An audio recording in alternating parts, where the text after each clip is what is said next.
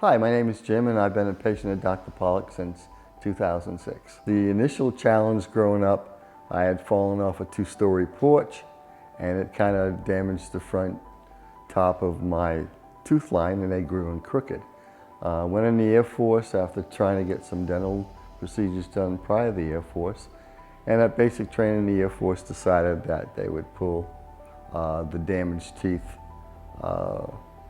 and try to rehab it with a partial plate. After using partial plates on and off for 20 some odd years, basically replacing them every 3 or 4 or 5 years because they didn't fit well, couldn't eat corn on the cob, and I love any kind of apple. So that was a challenge every day. When you're eating, you get particles of food underneath.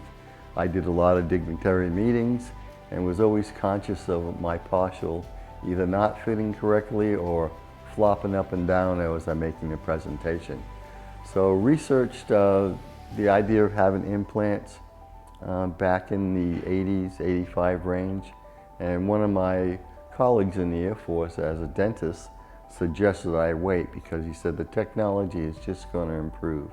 He says, we do it today, you're basically going to do a blade technology that really isn't as secure and will fail in 6 or 7 years.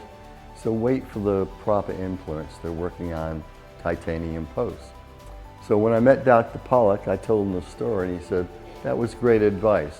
The technology with titanium posts, they drill into the bone, they put them in place, let them heal, you come back and then they fit you with porcelain teeth versus plastic for a partial.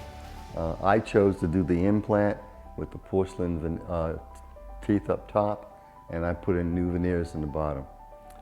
Been extremely happy. There are no problems with eating any kind of food. There are no problems with food getting trapped underneath the partial.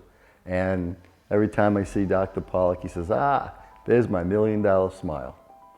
Well, if you're serious about your dental health and you want a great smile, and I would say research the implant arena, understand what you're getting yourself into, and then interview the doctors that you want to talk to.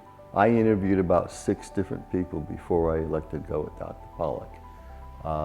It wasn't a waste of time because I got an idea of the price point, the price range, the quality of work, and the reputation. And he by far had the best reputation in the area. And I went from Dallas to Houston to talk to different people. So I live in Rockwall.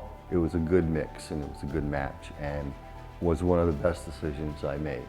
I get a lot of compliments on my smile and people ask me, wow, you have such great dental hygiene. And only if they knew how horrible it was before. I mean, my dental hygiene has always been good, but I could see the deterioration in the partials. I could tell when the color was starting to fade.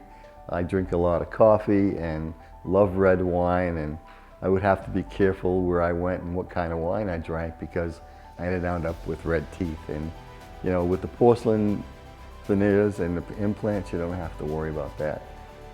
But it's added to my confidence, and my wife keeps telling me, says, you got to tone it down a little bit. You're a little too much for some people. And she says, and it's even gotten worse since you have a great smile.